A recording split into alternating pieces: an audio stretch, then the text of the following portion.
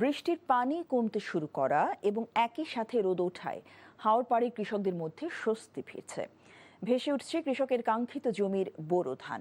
দেনা পরিশোধ ও ক্ষতি পুষিয়ে নিতে কৃষকেরা নেমেছেন ধান কেটে ঘরে তুলতে। অনেক জায়গায় এখনও বুক সমান পানিতে ধান সংগ্রহ করতে হচ্ছে তাদের। দেখা দিয়েছে শ্রমিক সংকট, যার সাথে যোগ হয়েছে ধার দেয়া পরিশোধের চিন্তা। মৌলভীবাজার থেকে SM উমেদ আলীর পাঠানো রিপোর্ট।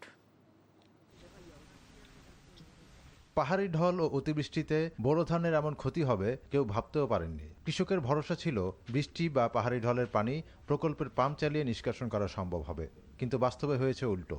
2 থেকে 3 ফুট পানির নিচে তলিয়ে নষ্ট হয়েছে ক্ষেতের ধান। ভেঙে গেছে মৌলভীবাজারের হাওড়পাড়ের শত শত কৃষকের স্বপ্ন। তবে এখন বৃষ্টি বন্ধ হওয়ায় কৃষকরা বুক সমান পানি থেকে বোরো ধান সংগ্রহে প্রাণপণ চেষ্টা চালিয়ে যাচ্ছেন। কিছু পানি কমছে, ওখানে কাটা লাগে, বুক পানি গেছে। খামলার সমস্যা 1000 টাকা রোজ।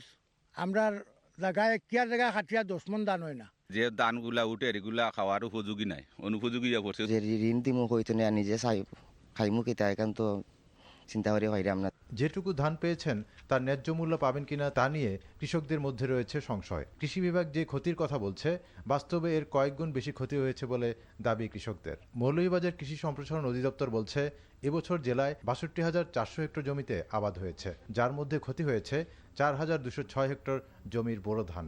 ক্ষতিগ্রস্ত কৃষকদের তালিকা তৈরি চলমান আছে। আমরা আশা করছি কৃষকদেরকে আমরা প্রয়োজনীয় সংখ্যক সহায়তা করতে পারবো। হাওড় অঞ্চলের কৃষকরা একমাত্র ফসল হারা নয়, বছরব্যাপী সরকারি সহায়তার দাবি জানিয়েছেন স্থানীয় কৃষকরা। NTV news desk.